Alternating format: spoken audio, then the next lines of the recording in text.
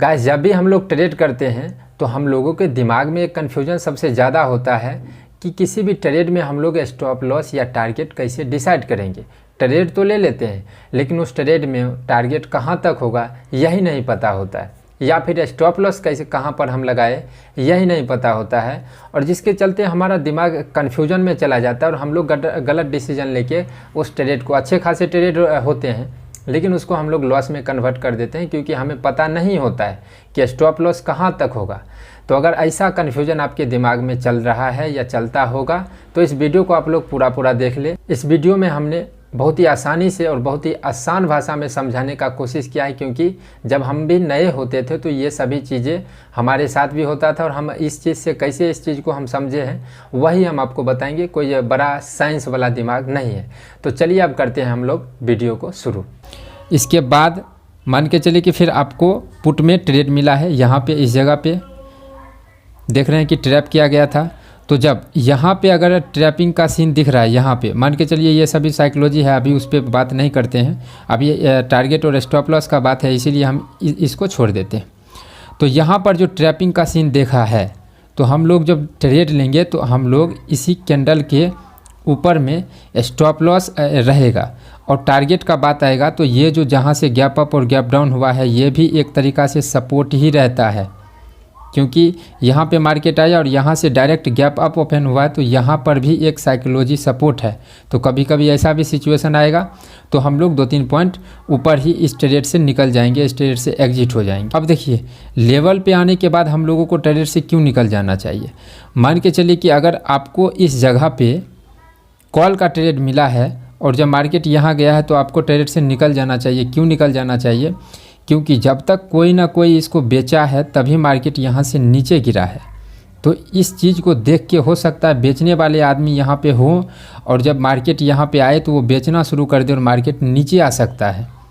तभी हम बोलते हैं कि ये इस लेवल पे जाएगा, 2-3 पॉइंट पहले ही हम लोगों को बुक कर लेना चाहिए, क्योंकि इस जगह को देख के बहुत सारे बेचने वाले आदमी इस लेवल का वेट करेंगे। तो इस लेवल पे जाने के बाद मार्केट को वो नीचे गिरा सकते हैं, तो हम लोग उतना रिस्क नहीं लेंगे। अब देखिए आपके मन में फिर एक सवाल आया होगा कि बहुत बार इसको ब्रेक करता है और फिर से बहुत ऊपर चला जाता है। तो ये चीज़ें आपको कब पकड़ में आएगी? एक्सपीरियंस के साथ। और ये जो ऊपर जाता है इसमें इन्वॉल्व रहता है ऑपरेटर, फिर बड़े बड़े ट्रेडर जिसके पास 1000-2000 करोड़ रहता है, ऐसे व्यक्ति सब रहते हैं, ऐसे कंपनियां बहुत सारे हैं, वो यहाँ पे मतलब खेला कर सकते हैं और बहुत ऊपर लेके जा सकते हैं। तो उस मोमेंट को भी हम लोग धीरे धीरे कैप्चर करेंगे, लेकिन हमें सबसे पहले टारगेट के लिए वेट करना चाहिए।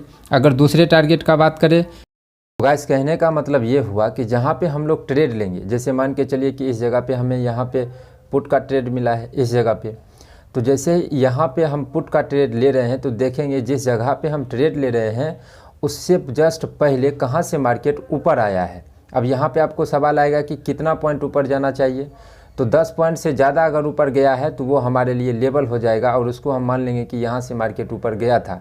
10 पॉइंट से ऊपर मतलब 15-20 पॉइंट हुआ। तो इस केस में हम लोग क्या देख रहे हैं कि मार्केट इस जगह से ऊपर गया था, तो हमारे लिए पहला टारगेट हो जाएगा इसका लेवल जो हमने लिख भी दिया है।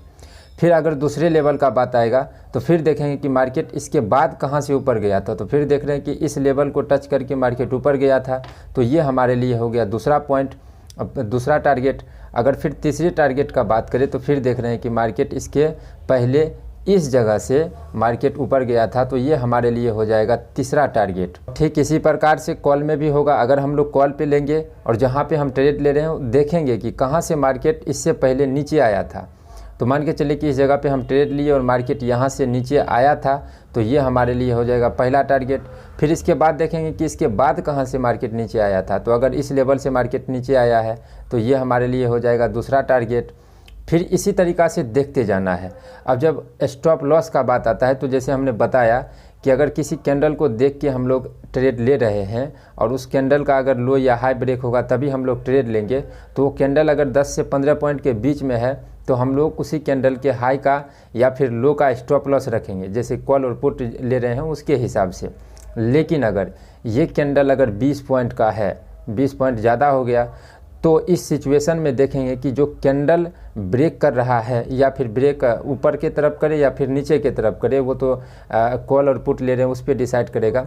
तो अगर मान के चले कि जो कैंडल इसको ब्रेक करेगा, जैसे हम मान के चलते हैं पुट का ही ले रहे हैं, अगर ये कैंडल 10-12 पॉइंट का है तो हम लोग इसी कैंडल के ऊपर थोड़ा स्टॉप लॉस रखेंगे। लेकिन अगर जो कैंडल बन रहा है और वो जो ब्रेक कर रहा है वो 5-6 पॉइंट का है, तो ऐसे स्थिति में जिस कैंडल को हम लोग देख के एंट्री ले रहे हैं उसके आधे से थोड़ा ऊपर स्टॉप लॉस रखेंगे, तो यहाँ पे स्टॉप लॉस जाने का खतरा थोड़ा सा कम होता है। गाइस, मुझे आशा है कि इस वीडियो के माध्यम से हमने आपका टारगेट, स्टॉप लॉस, ये सभी का जो कन्फ्यूजन था निकालने का हमने प्रयास किया और निकला होगा। फिर भी अगर आपको कहीं पर भी दिक्कत है या पूछना है तो कमेंट के जरिए आप पूछ सकते हैं, हमें आपकी हेल्प करके काफ़ी खुशी होगी। इस वीडियो में इतना ही। Thank you.